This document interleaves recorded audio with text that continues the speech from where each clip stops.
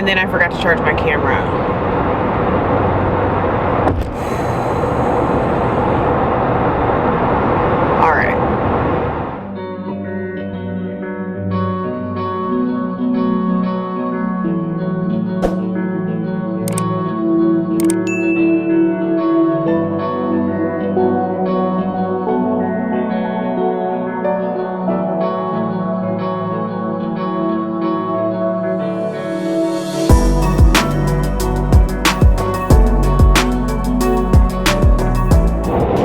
Let's try this again.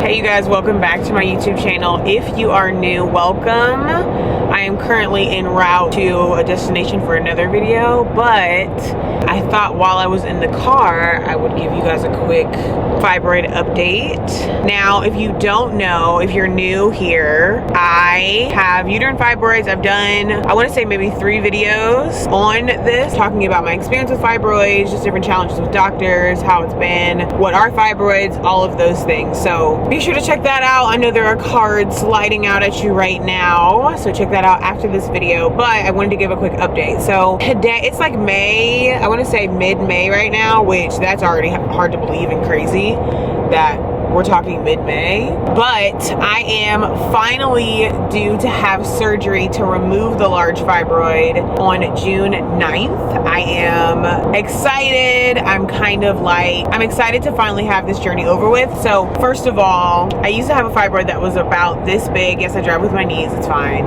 It's fine, I'm safe, I swear. And now it's like the size of a grapefruit. And so I went to 3 doctors total, 3 OBGYNs total. The first one was terrible, the second one was better, but he still was only looking at one solution to manage my treatment. So one treatment option, and when that treatment option proved to be a bust, he was like, I don't really know what to tell you. So he only got me so far before I had to pivot. And so thankfully, friends of mine referred me to a 3rd OBGYN, she's African-American, black woman. And it was just nice to have that relatability to where she used to deliver babies. She removed fibroids of my friend actually, so you know, it was a little bit closer to home with going to see her. So when I went to see her, I actually unfortunately really relied more on her solving my issue. Like when I was referred to her, it was like, oh, she's gonna solve all of my issues. She's a black woman, she removed my friend's fibroid, she'll be able to do it, it'll be easy. Or she'll come up with something that we haven't thought through. And not to mention, when I went to see her at the time, I was taking some herbal supplements. I had stopped taking the Lupron because I was denied the Lupron based on insurance, which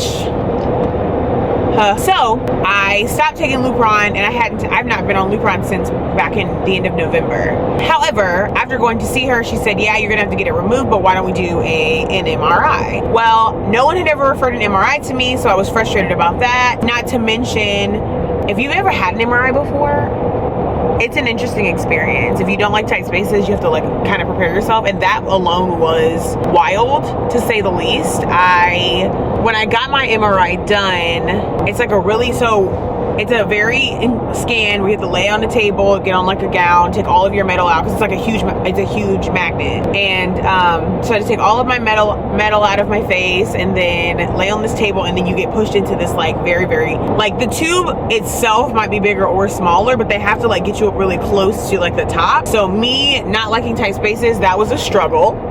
But thankfully the Lord was there. He had someone who was like on standby, who wasn't even a part of the process, who offered to stand in with me. So she stood with me because I freaked out. I mean, they had to take me out. They had pushed me in, given me headphones and all of that stuff, but they covered my eyes, and I opened my eyes because I was like, oh, well, at least I can see like the light, but it just freaked me out too much. It gave me coughing energy, and I struggled. But thankfully she came in the second time because I didn't want to reschedule. She held my hand, or she actually like put her hand on my shoulder, so I just didn't feel like I was alone. So I love that, and I was able to get through it. I want to say the whole thing took about an hour, so that's a lot. Like, it's not like a 10-minute test, it's an hour. So got the MRI back, and they determined that it was on the back part of my uterus, not where the babies will be, and that it should be super easy. So the doctor called it a best case scenario. for removal, even though it's so big. And so they referred me to the reproductive group that manages basically getting families ready to, you know, be able to get pregnant and have babies and stuff like that. Now, I will be honest and say I struggled a little bit because I'm like, I'm not even married, I'm not even in a relationship, I ain't got no boyfriend. So what are we like talking to a reproductive specialist? Like, there is no like, oh, you went home, we're trying. Like, there's none of that. There's none of that. And so I struggled with that a little bit, but I ultimately had to come to terms with, okay, God, if this is how you want to do this, then okay. But I have to stop putting such high expectations on these doctors to take care of something that only God can do, right? After visiting with the reproductive specialist, we met on a phone call. It wasn't even a Zoom call. And she said, yes, best case scenario for removal, it's pretty big, but we will have to go in basically like a C-section. That's the best way that I can describe it, to take it out and, you know, go in lower pelvis. And so I wasn't thrilled by that, but I had such a peace talking to her. So myself and my mom conferenced with her, chatted with her. I had such a peace about it, and so I went and scheduled with her that day. Well, I originally had it scheduled for June 3rd, but unfortunately there was a mix-up with scheduling, and so it actually got reported to be scheduled for June 9th, which that was interesting in and of itself, as I'm managing relinquishing the non-control that I have. And I've never had major surgery before. I've gotten my wisdom teeth pulled. And to be honest, I just remember going to sleep, and then I think I got in the car, and then I went home and went to bed. So like, I don't even remember the procedure. I'm praying the same thing for anesthesia. Obviously, I'm believing for best case scenario. I know God's got it, and it's just gonna be very interesting. I had like, in preparation, I've been talking to people who have had surgeries, obviously moms who've had C-sections, even though it's gonna be a little bit different, because naturally my mind was like, so am I gonna be up for this? Because I really don't need to be awake. And it's like, why would they keep you up? You're not delivering a baby, Jasmine. You're ridding of your fibroids that have been driving you nuts for the past probably year and a half now. Oh, right. So I'll go under like regular surgery, and then also watching a lot of Grey's Anatomy. Not it, sis. I've had to cool my jets when it comes to Grey's Anatomy and all of that good stuff. So not watching Grey's Anatomy until after my procedure's over. I'm gonna check in. My check-in is at 6 a.m. on the 9th, and then the procedure's at 8. Don't know how long it's gonna be, I don't know. And honestly, I really didn't want surgery. Obviously, if you've seen my videos, I just said obviously like a million times, if you've seen my videos, you know that I was believing for no surgery, and I was believing that I wouldn't have to have surgery, that God would just heal me, and that would be that. But what I've come to realize is healing is progressive. How God wants to do things is how God wants to do things, and every person involved, the process of my healing is for a reason. And so I get the opportunity to let this story and let my testimony and let this journey touch everyone that He's trying to touch, because this is His plan. So He could have healed me in 5 seconds like that, and that would have been the end of it. But I mean, is His plan carried out? My camera might die. But just thinking about that, it's just been a very interesting process. I continue to remain in prayer. All of the questions I've been able to ask people have been able to be answered, as far as preparation, the procedure, recovery, stuff like that. So I'll be in recovery. I'll be off work for 3 weeks, which